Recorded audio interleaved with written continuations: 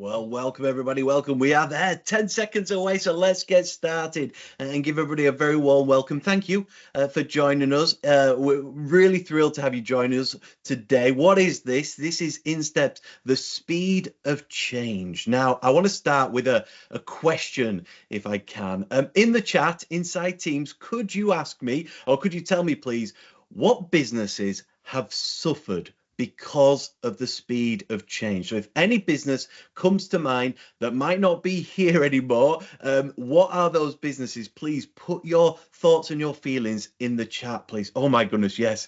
Woolworths, that makes me sad straight away. Woolworths, I used to love going to Woolworths, the pick and mix in Woolworths, buying CDs from Woolworths, small family businesses, yeah, Blockbusters, Wilko's, oh my goodness, I love Wilko's, Debenhams, yes.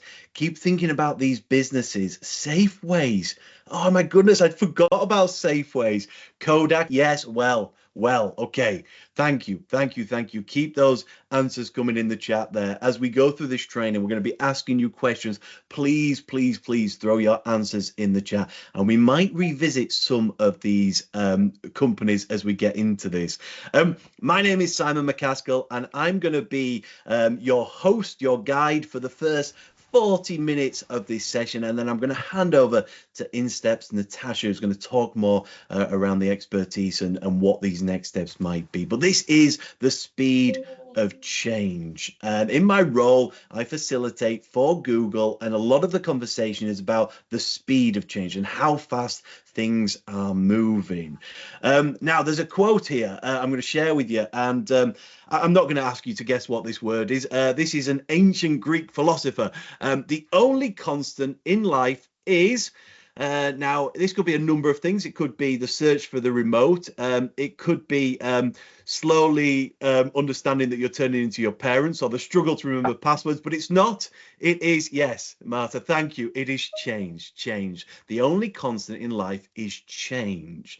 Now, I think you could add something else to that as well. I think often the fear of change, I think that comes very much with this word change, this norm, this constant, which is change.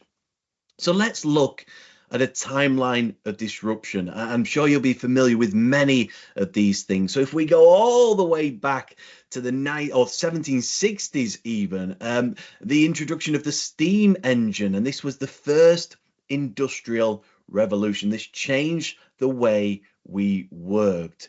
And then if we move further on to the second industrial revolution, this was mass production. This was the assembly line. This transformed manufacturing. And then if we go forward another chunk of time to 1970, this is the launch of the microprocessor, the third industrial revolution, personal computers and automation. Now we get to the fourth industrial revolution, and this is where things get a little bit messy. We've got lots of things happening here. The World Wide Web, the rise of e-commerce, smartphones, AI, etc. And now I just want to flag something here, and this is really important for this conversation. It's the timings. If we look at the first to the second industrial revolutions, we're probably looking at about 100 years there. If we go on to the next one, so the second to the third, once again, this is about 100 years. Now, as we move forward to the next one, we're probably looking at 30, 40, 50 years. What does that mean? What does that number of 30 or 40 or 50 years mean to you when it comes to industrial revolutions? Please have a little think and put your thoughts in the chat. What does it mean to you? Take a drink as you're thinking about this. Things are speeding up. Yes, Lucas, thank you. They really are. We've gone 100 years. We've gone 100 years. They're speeding up. But what about that number? That number of around 30, 40, 50s. Changes within generations. Michelle, yes, you're absolutely right. I think in the past, when things came along, change came along, we could possibly think, okay, it's not for us. It's not for us. It might be for our children or our children's children. But you're absolutely right, Sarah. This is within our lifetimes. These impact us. And that's a certain from what we're going through now. You will, already and will still see the impact from these things. So if we go back to this quote, the only constant in life is change. Yes, totally true. The difference is the speed of change. And this is why we're talking about this today. This is why this webinar is called The Speed of Change. This is the differentiator. This is what's new. And this is the thing that matters. And we've got to be aware of it. So what are we going to talk about today? We'll talk about three things. We're going to talk about some key moments of change. Then we're going to look at the impact on us as humans. And then we're going to try and figure out what we can learn from this. What can we take forward, etc. But to do that, I want to start with you. And in particular, I want to start with your mind. Yes, this is your beautiful brain on the screen here now. Now, I want you to do something for me here. It's a little activity. I'm actually going to show you an error on the slide. And all I want you to do is raise your hand virtually or pop it in the chat, spotted it, etc. when you see the error. Now, really important, don't tell me what the error is. Let's just give everybody a chance to spot it. Okay, so I'm going to go to this slide now. So there's an error on this slide. Could you? Yes, okay, Claire's in there. Again, don't tell me what it is. Don't tell me what it is. Well done, that was quick.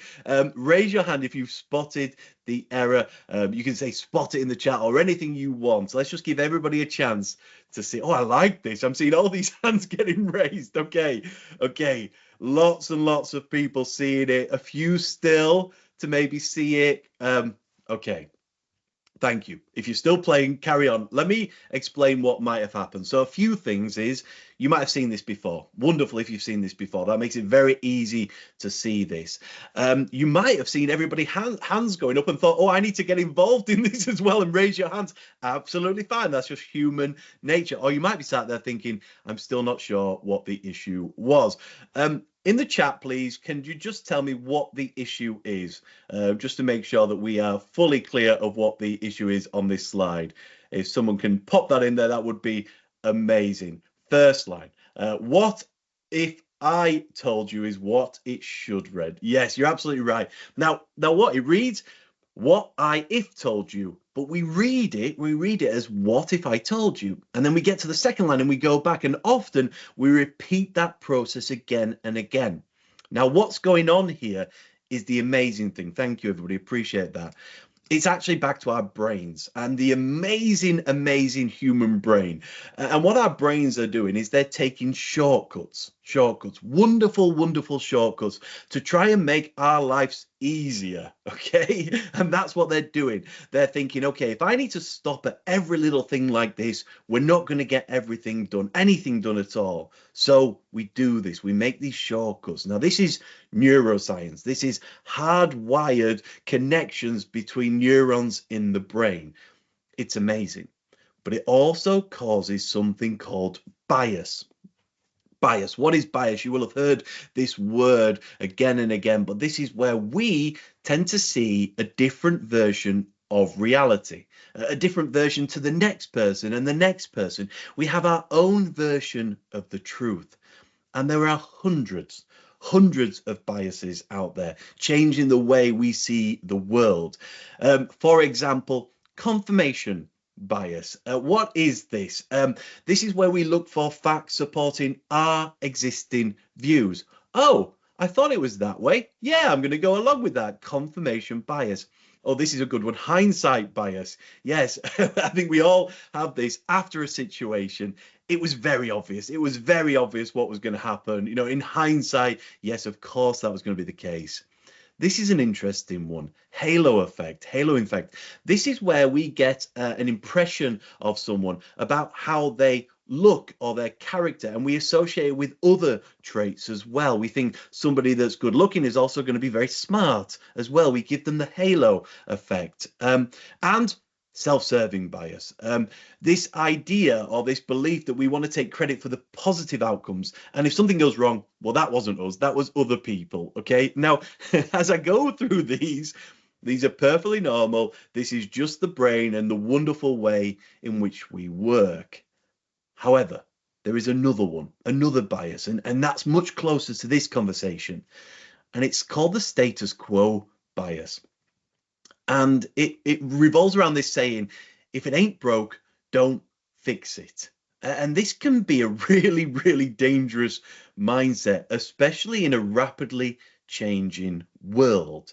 If things seem okay now, well, the temptation is to let things go as they are. But actually, there's a risk behind that. A big risk behind that. Now I want to go right back to the start and when we started this, and I asked you about companies that have maybe struggled with the speed of change. Now, not surprisingly, one of those companies that came up in the start then, thank you for sharing that, was this company, Kodak. Now, I sometimes talk about Kodak, and I have to actually ask the question, who remembers Kodak?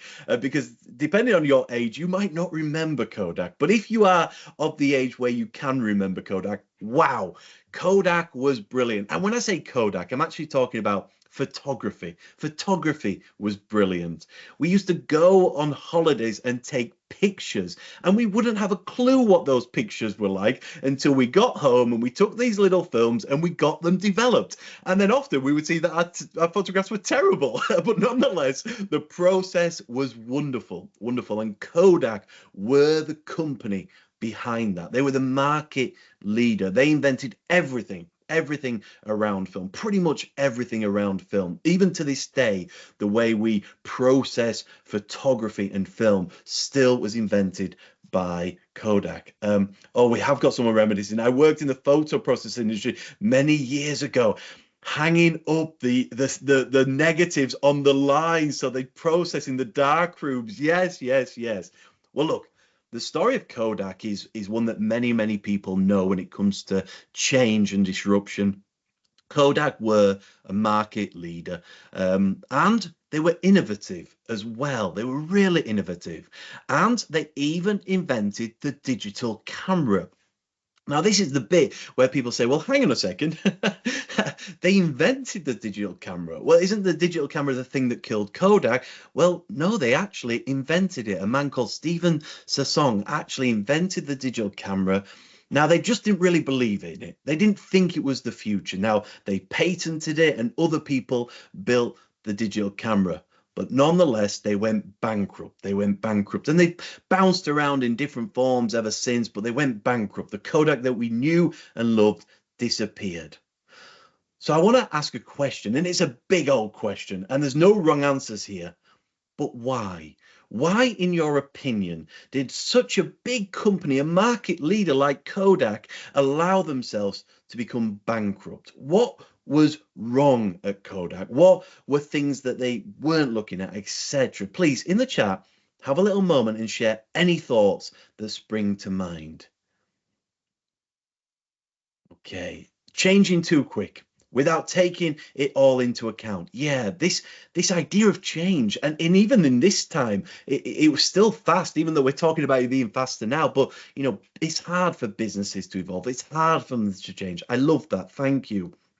Love that. Lack of horizon scanning. Fear of change. It's got a thumbs up as this word fear of change. Like, change is hard. Humans don't like change. We like the status quo. We like things to progress in the normal way. So yes, that fear of change. Not brave enough to make a big guess they were not brave enough to stop making the films and things. Yes, they didn't move with the times. They did not adjust to the changes in the market. Love these. Reluctant to change. Yes. Now, if you know about the story of Kodak, which it sounds like you do, and if you read some of the interviews around Kodak, what you will see is also the leadership at Kodak. They weren't the young and enthusiastic people looking at the digital camera space and its change. They were the traditionalists, the people that loved film, etc. They didn't want this change. And despite inventing the digital camera, it was really not received very well. Now, that's the story of Kodak. This idea of the digital camera killing Kodak. Now, we can have a look at the data as well, and this is the data behind it. Now let me just talk you through what we're looking here in a really short space of time. You can see in 1996 we've got blue. Now that is film sales. And what we've got here in yellow is digital camera sales. Now, what you can see from 1996 up to 2002 is that blue photography sales outweighed digital camera sales. But there, in 2002 onwards, this is where all of a sudden digital camera sales went from very little to outpacing photography. And in a very short space of time, Kodak went from being a market leader, being very profitable, to actually being in a terrible situation and ultimately going bankrupt. So the data is here. We can see why it played out. In hindsight, it's very obvious this was going to happen, but in those moments, it's not always obvious. Now that's the story, the digital camera killing Kodak. But I want to share something else to this story as well. And actually, it's on this graph. I just want to animate one more piece of data, and it's actually the data in 2010. So let me animate that now. So what you can see here is, yes, photography sales continue to decline. Well, they've pretty much gone at this point. But critically, in yellow, the sales of digital cameras declined as well. Why? Why in 2010 did the sales of digital cameras decline? Ben, yes, phones. You're exactly right. Mobile phone development, the advent of phones, markets had already enough of cameras. Yes, yes, this is where it came forward. And actually, yes, you're absolutely right. It was smartphones. Smartphones took over. And when I say smartphones, I'm not talking about smartphones. I'm talking about Apple. This is the smartphone that changed so many industries, so many behaviors, including the need or the want to print. We don't print anymore. We have this device in our hands, in our pockets, always a meter away from us, where we don't want to print. We don't need to print. Printing is a real rarity now. So what are the lessons learned here? Well, yes, Kodak invented the digital camera. A market leader invented something that's brand new, but the mindset was wrong. They weren't ready to capitalize on it. And actually, I think there was a great comment. They weren't looking far enough ahead. They weren't horizon scanning for the next thing. And it's this reluctance, etc., that ultimately led to their bankruptcy. Now, this is easy in hindsight. We're going to use that word multiple times. But they're not the only ones, of course. Let me go back to our timeline of disruption here, and let's actually zoom in the early 2000s and the rise of e-commerce. So suddenly we've got the internet and we've got this ability to buy things off the internet. Now let's see another one of these businesses, Waterstones. Again, just a moment of reflection here with Waterstones. I used to love Waterstones, going into these premium bookshops, and I hope that people know this feeling. You used to go in, pick up the books, read the books. They used to have sofas that you could sit and read these things on. It was a wonderful experience, even without buying the books. You could just read them and leave, etc. Now, we're already guessing. I love this, Jenny. What online bookstore killed Waterstones?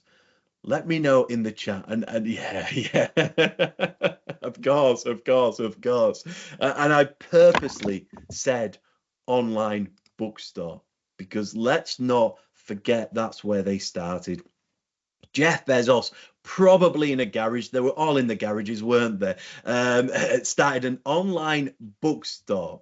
And the goal of that bookstore was actually really quite simple: to collect data, to learn about the audience, to learn about their interests, etc., so that it could use this data and start selling them other things as well. And now, if you are an Amazon user, and my guess would be the majority of us here are Amazon users, you know they sell us everything, and we turn to Amazon for so many purchases. And it's that drive for data from day one that is still driving Amazon today. still driving Amazon today.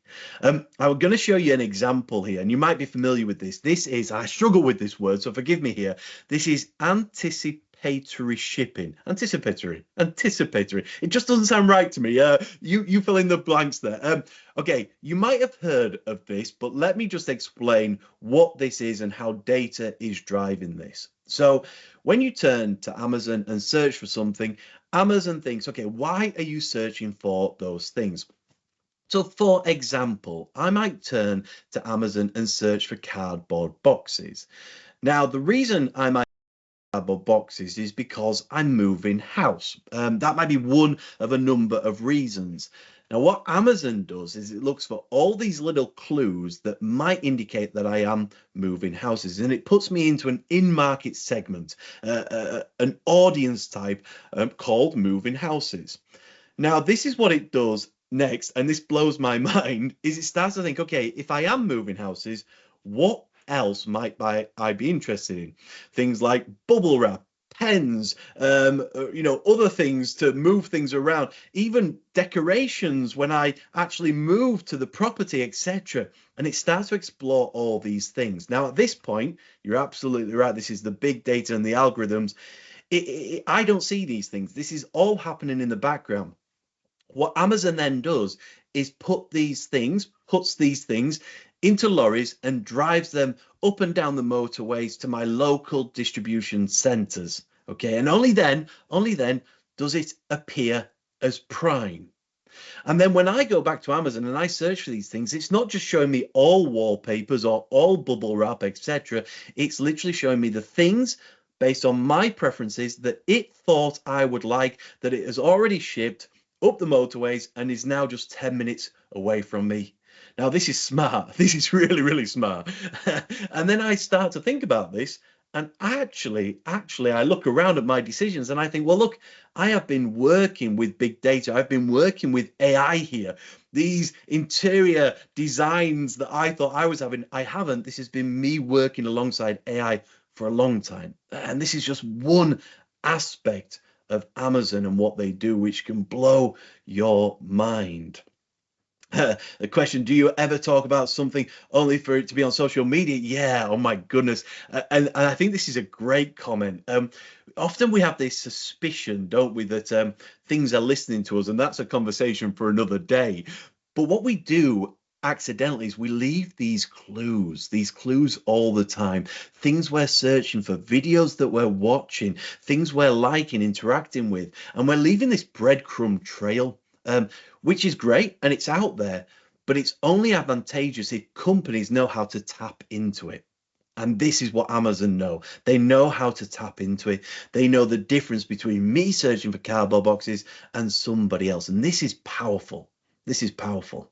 And yes, behind the scenes, now in particular, we're talking AI, artificial intelligence. Now, this could be multiple of things. This could be Gemini, Google's AI. This could be ChatGPT, Copilot, Grok, if you're on Twitter or X or whatever you want to call it with Elon Musk, Apple Intelligence on our phones. This is a whole new type of AI that we're seeing that's really causing a bit of a stir as well.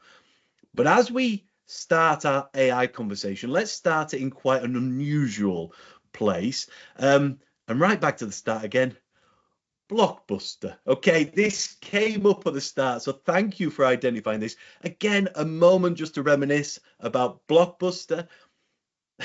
I'm laughing because the concept of this now seems so strange.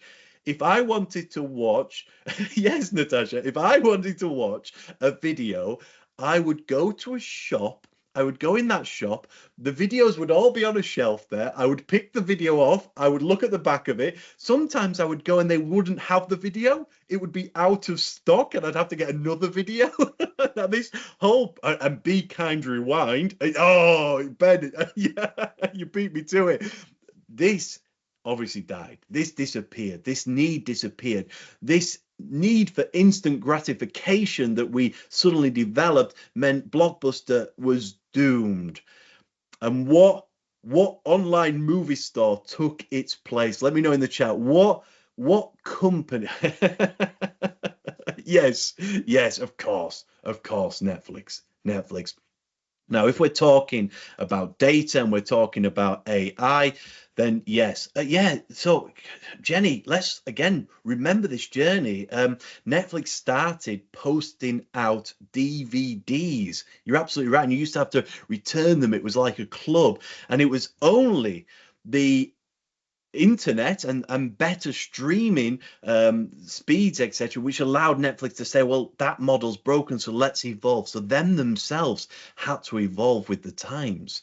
And behind the scenes at Netflix, there is some amazing algorithms, and these algorithms are amazing. And again, you know this, but let me just say this: when I go on Netflix and you go on Netflix, we see different things. The algorithm is showing things that you might like. It might be showing things that I might like. You might like action and I like rom-coms. So it's showing me all the rom-coms. Now, again, we know that happens, but more than that, Netflix has worked out that they have to show you something that you like within 40 seconds, 40 seconds of getting on there. If you start scrolling, doom scrolling, there's a chance you'll turn away. If you turn away a few times, there's a chance you might not subscribe again and again. So their revenue model all comes down to those 40 seconds at the start. Now, what is doing this? AI, all behind the scenes. Now, I just want to talk about Netflix and AI for a second. I'm going to go all the way back, actually, here to 2019. I don't know if you've seen this film. This film is called Parasite.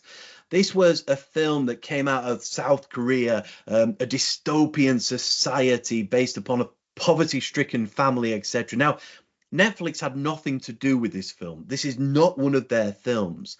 But this film did amazingly well at the awards. Yeah, an Oscar winner. Nobody saw this coming. It was low budget, etc. And then suddenly it's getting people talking. Critics were raving about it. Now, all Netflix did, and I say all Netflix did, it's still amazing what they did, is they looked at this data, they looked at this success, they looked at this niche audience, and they said, maybe we should be creating or similar shows. And that's what they did. Now, who can guess what show Netflix commissioned on the back of Parasite doing so well? And this show went on to be the most streamed show on Netflix. Can anybody hazard a guess? South Korea, yeah, well done. You're on a roll here, Michelle. Yes, you're absolutely right. Squid Games. And again, Squid Games did so well. And again, just to see how quickly this happened. No, Parasite came out in 2019. Squid Games was commissioned in 2019, launched in 2021. So based upon that data, and then what happens then is AI and machine learning, the algorithm kicks into play and it starts showing the trailers to people that might like it. So will I not like it? Show me a trailer. Will someone else like it? Show you a trailer. And one by one, the algorithm figures out the sweet spots to get as many people seeing it as possible. And as we say, it went on to be a huge success, the most streamed show on Netflix. Now that's AI. But that's only scratching the surface of AI. In that process there may be 1, 2, 3 different trailers. Then Netflix thought, well, what else can we do? How do we take this up a notch? And with the dawn of generative AI, which we'll talk a moment about that in just a second, they thought, well, what else can we do? Now, with generative AI's help, they had the next show, which is The Squid Games, which is a competition based upon the Squid Games, but a real competition, real contest and real prizes. Now, rather than having 1 or 2 trailers, what they did here is they used AI to generate a different trailer for everybody. So based upon my interest, they used AI to generate a trailer totally bespoke to me, something that they could never do from a resource perspective in the past. And it's all to this point of generative AI. Now, generative AI is this buzzword, and I'd love to know what you feel about generative AI. What is it? This is a new artificial intelligence that creates new content. based upon the patterns it has learned from existing data. This is what Hollywood has been talking about. This is where AI starts thinking and creating for itself. How does that make you feel? In the chat, put your thoughts. Is that exciting? Is that scary? When I talk about Hollywood, Hollywood has been making movies about AI and sci-fi for pretty much 100 years. 1927 was the first AI film called Metropolis. And what happened? Man makes machine, machine gets smart, machine tries to take over. So if you are feeling a little nervous here, you're not alone, and it's not surprising. Nervous. It's totally human to feel this way, but this is a big difference. Need guide rails. Look, these are the conversations we're seeing people are talking about now. How do we control it? What is the guidance? And what is the ethics around this? Now, just to hopefully bring some of this nervousness down a little bit here, let me talk about this, the Gartner hype cycle. You may be familiar with this. What is this? This is a pattern, if you like, that all new technology follows. And it always tends to follow the same patterns. Now, what I'm about to share with you is not something I've come up with. This is Gartner, and what they've called these things is their names, not mine. It starts with an innovation trigger. That's absolutely fine. This is a new technology on the scene. What happened? What caused this new technology to even be about? And then it gets to this, the peak of inflated expectations. This is where everyone's talking about this new technology. It's going to change our worlds. But then this happens, the trough of disillusionment. Oh, it's not as good as we thought it was. It's actually now no good at all. Let's go back to plan A. And then only some technologies actually get out of the trough of disillusionment and enter the slope of enlightenment, and finally the plateau of productivity. These are wonderful, aren't they? And this is the normal cycle we see for technology. And when I say all technology, I do mean all technology. Even the humble calculator followed this same pattern. When it was launched, people said, nobody will use it. Nobody will use it. In fact, some accountants said, look, our policies, we won't use the calculator. We'll do everything by hand. It was deemed as cheating, if you like, and people wouldn't use it. Now I send my kids off to school with calculators in their bags, and it's just part of this process of change. Now, for those that are still talking about being scared of AI, where is AI right now? Well, it's here. It's here. It's at the peak of inflated expectations. Certainly generative AI. AI has been around for a long time, 20 plus years, but it's this idea of generative AI, which is new. Now, what does that mean? Well, we can expect it to go down, and then we can expect it to come back up, and that process might last 10 years potentially. But this is the difference about generative AI and the world in which we now live. This world is full of data. Now, data is the food of AI. The more feed, the more food, the more data you can give it, the better it can become in a shorter amount of time. And what does that mean? That means experts are predicting that this will be one of the first technologies to actually break the Gartner hype cycle. So it will reach the plateau of productivity so much quicker, maybe even in a record amount of time, which once again, that comes back to the speed of change, something that would impact our lifetimes. We're now talking about 5, 3, 2 years. Literally this world of AI is changing day by day. Take a breath. So what does this mean? What does this mean? If we just wrap this up, and then I'll hand it over to Instep to really bring this home about what's next with this. If we take about the key takeaways from this, now, if we use that word hindsight again, in hindsight, these companies were doomed. They were doomed for multitude of reasons. Old mindsets, hampered by bias, a belief they were too big to fail. And then what came along? New technology, new norms, new expectations. Now, due to the very nature of these companies not being digital, an offline bookstore, an offline video store, photography and print. They were data poor. They didn't have that data. And what replaced them? Yes, these companies. Now we know these companies are doing some amazing, amazing things, some really cool, innovative tech. But at the heart of them is people, and people obsessed with data, people that are curious, people that are not fearful of change, people looking at change as new opportunities in an ever changing world.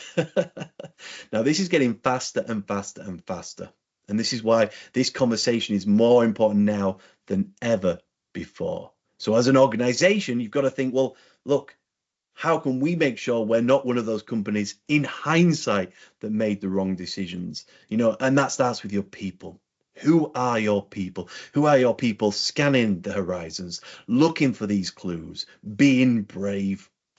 Now, thank you for getting involved in the chat there. I appreciate that. But now I'm actually going to hand over to InStep. So Natasha heads up the business analyst program and is InStep's AI and business intelligence specialist.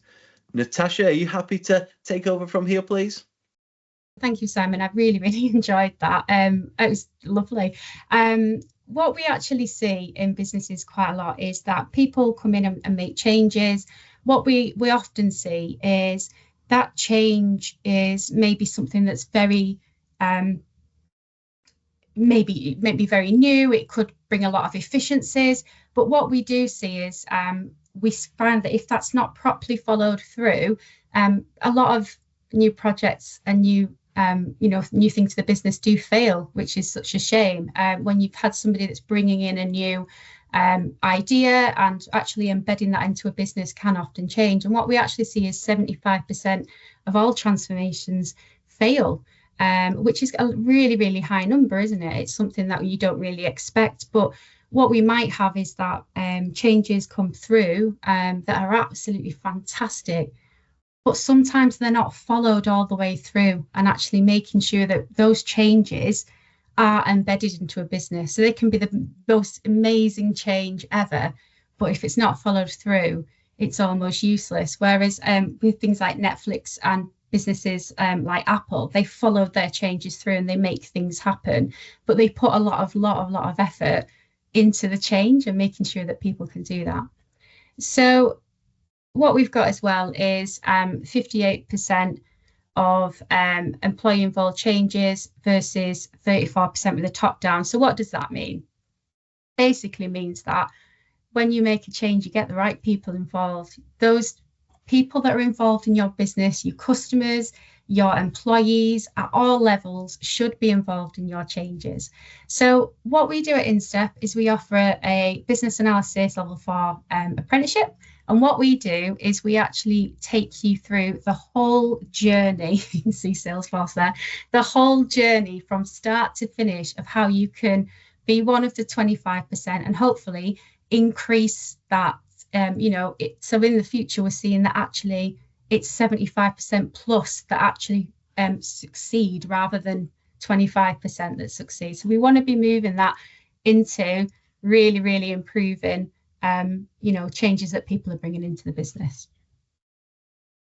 So business analysis might be something that you've heard of. It tends to be whispered because no one really quite understands what it is. If you are one of the lucky ones that does, or you have business analysts working in your business, or you've come across them before, I'm going to take you through a little bit of a journey of the business analyst and what it actually means.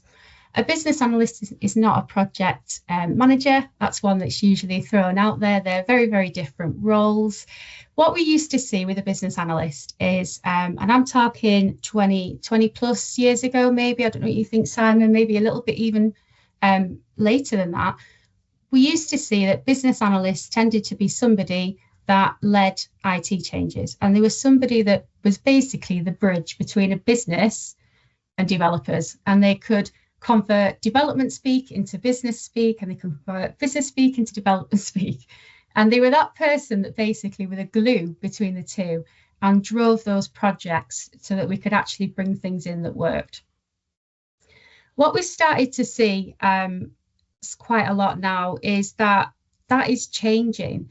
So we're actually moving away from that, and we have been for some time, to work with projects that are much more flexible. So business analysts can be involved in any type of project. I've been involved in projects where we've brought new equipment into a new building with system changes.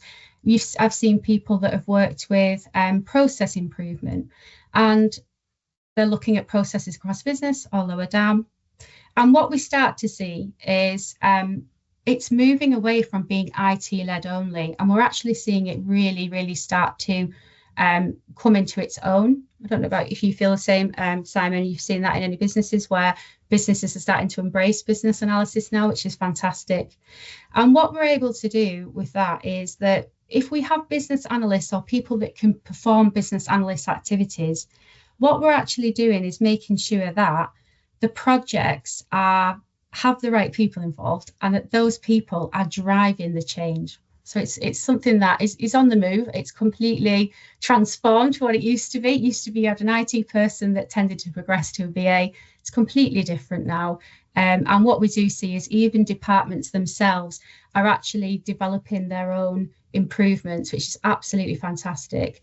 So what I'm going to move on to, if I may, is what a business analyst can actually bring to a business. Okay. Now, with our program as well, this is something that is learnt throughout the whole journey. What we tend to do is we get our learners really embedded with business analysis, learning skills with us, and then what they're able to do is actually go and make those improvements in a business. So the types of things that we typically cover are, how do we create efficiencies?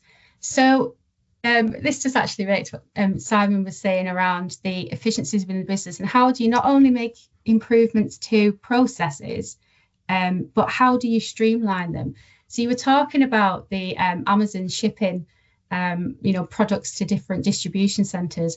Can you imagine if I said to you, go and write that process for me? The number of steps that you would have, it would blow your mind. There would be just numerous people involved, numerous different levels to that process. And how do they make sure that it's streamlined? So they will have different levels of that process, and it will go right down to an absolute who does what and when and why. And we actually look at that within the program. So we look at how do we make improvements to processes, but also how do we actually understand what processes happen within our business, and how do they all work with each other so they're streamlined? So that's a massive part of the BA journey, is looking at making efficiencies within processes. You might even find that you don't have processes written up, which is really common as well, and you've learned from somebody who just knows how to do it. There's maybe no guidance. Or it might be that your processes are out of date and no one quite knows what actually happens. So creating efficiencies by optimizing your processes is something we look at. We look at how do we keep processes up to date, how can we make efficiencies, and how can we make staff happier? So it might be something that you think, we're all really happy. It's one of those things that actually you might have a little bit of conflict, so interdepartmental conflicts, because one department might be doing something that overlaps with another department.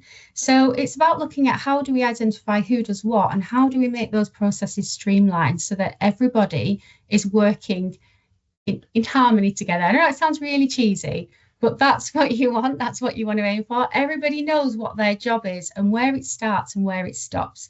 And that's how we can make efficiencies, just something as simple as getting the right people involved and understanding what it is that they do. We look at improving customer outcomes. So what we've got a big drive on here is making sure that we have customers involved, understanding what our customers need. And customers, do we think that they are just external to the business? Customers, give me a little message in the chat if you can. Who are your customers? Are they just external? Oh, you're very quiet. Simon, who are your customers? Well, that's a great question. They're everybody that I interact with, every single person from internals, team members, different departments, etc. They're flooding in now. They're flooding in now. Yeah, they are.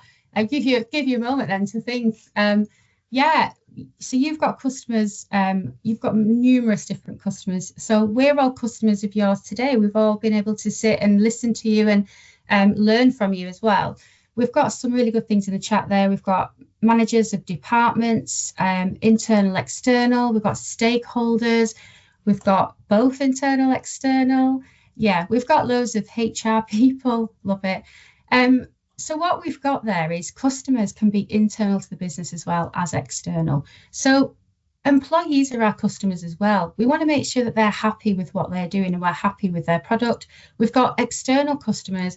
We might be wanting to drive a project that will bring in potential customers and actually make them a customer. So again, it's what Simon was mentioning before around Amazon and that beautiful algorithm that they've got where it will look at what you've bought and compare you to other people and what you've bought in the past. So how can we get those customers and keep them interested and keep them in our business? Or for HR, all our staff sometimes forgotten. Yeah, I love that one. But yeah, absolutely right.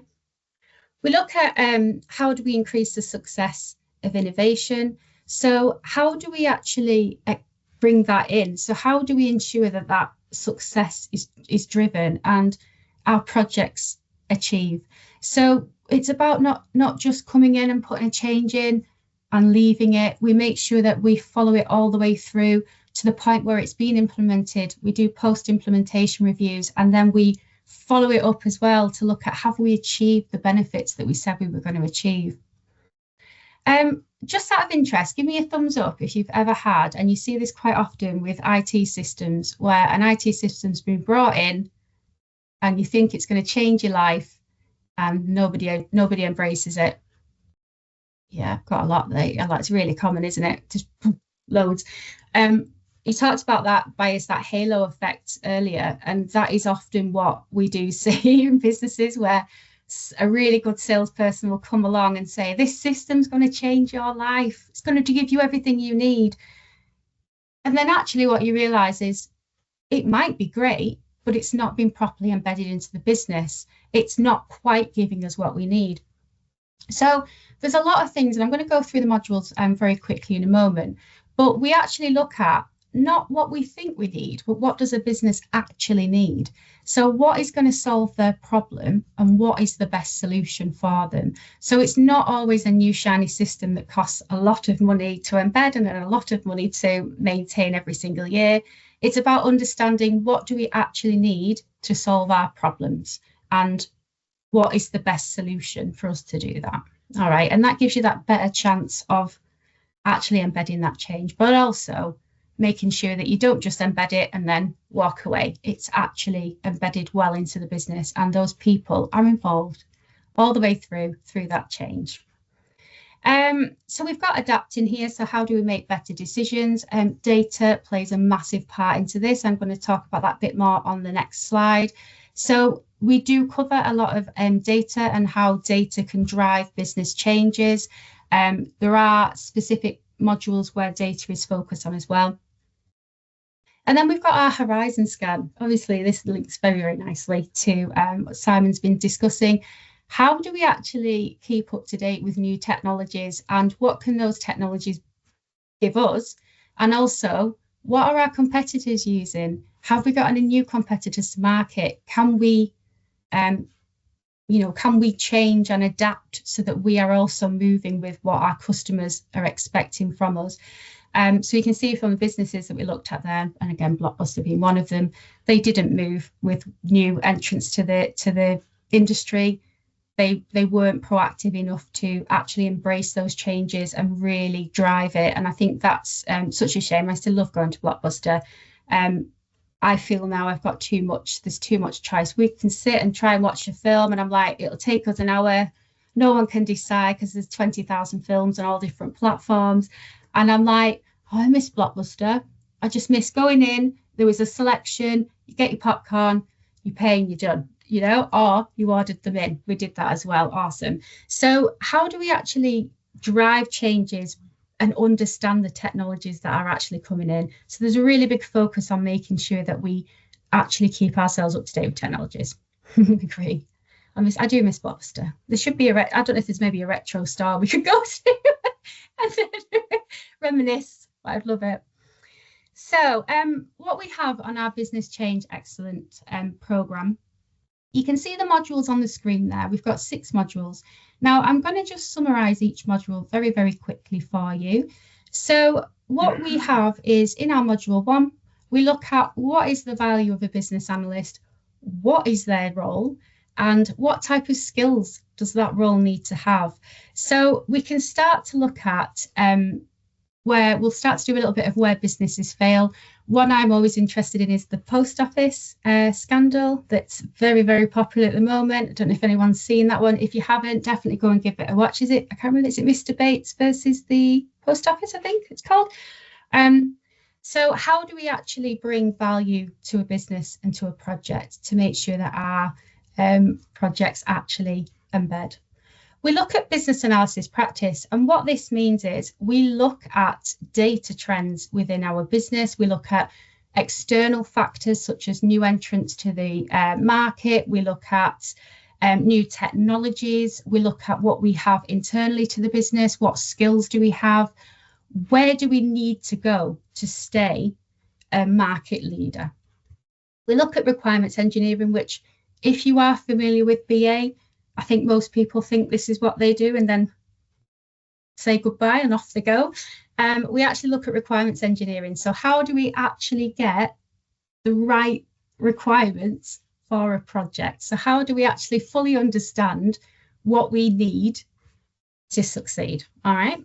We've then got Agile fundamentals. Now, Agile is a really interesting one. You've either heard of it or you haven't, and you either love it or you hate it. It's a bit like Marmite. Agile is fantastic. It is a different like project management technique.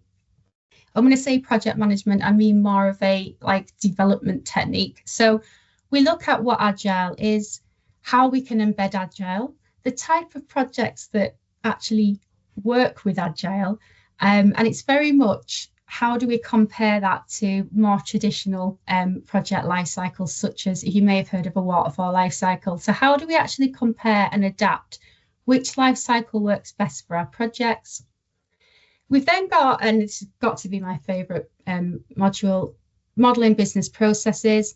What we have with this is how do we model those processes up? I know I mentioned it just before. How do we make improvements, and how do we keep those processes up to date and make sure that that's not just done and we leave it? We actually make sure that we're constantly keeping up to date and making sure that our processes are as efficient as they can be.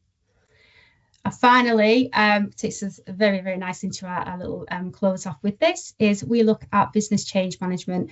So we look and we reminisce of past through all of our previous modules and how we can actually make sure that we are supporting the journey of our projects. How can we support our stakeholders?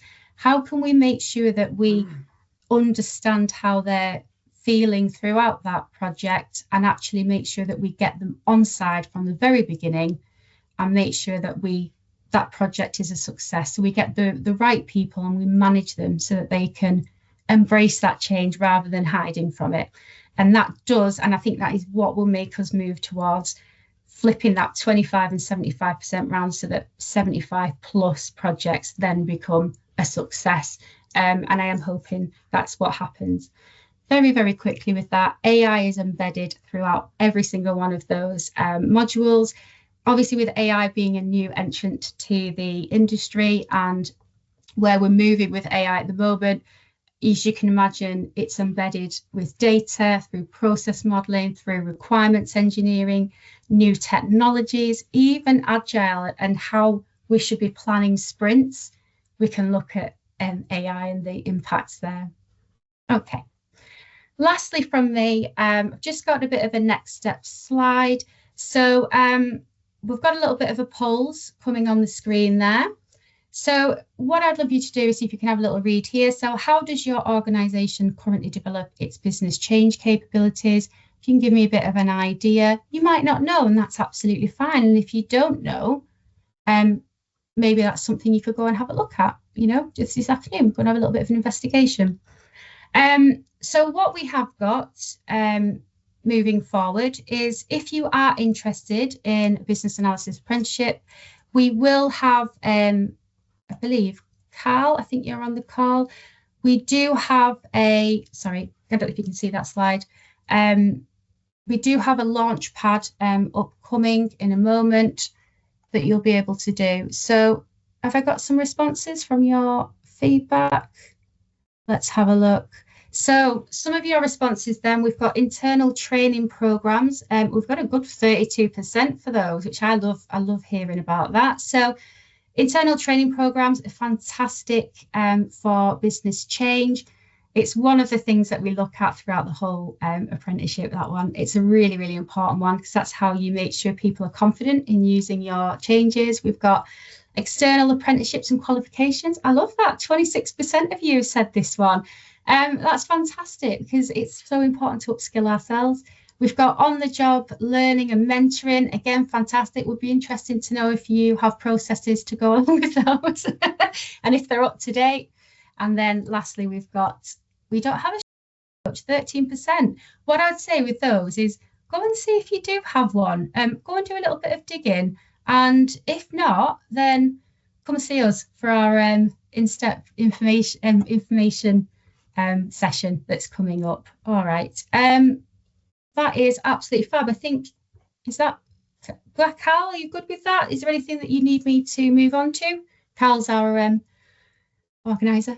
Hi, yeah, I'm just conscious we're at 1 o'clock now, so we'll wrap up. We'll be sharing the link to sign up to that session on the 28th of March afterwards, so you'll receive a follow-up email. So your in-step contact will be in touch. But just to say a big thank you for everyone joining in today. Feel free to share this with colleagues. Like I said, pick up with your in-step contact, and hopefully you've got some value out of today and something that you can use moving forward to support you with your business priorities and objectives. So yeah, we're at 1 minute past now, so I'm very conscious of people's time. Everyone will have the 1 o'clock. So yeah, feel free to head off, and we'll be in touch again very soon. Thanks, everyone. Thanks, Will. Thanks, everyone. Take care. Take care. See you later. Bye.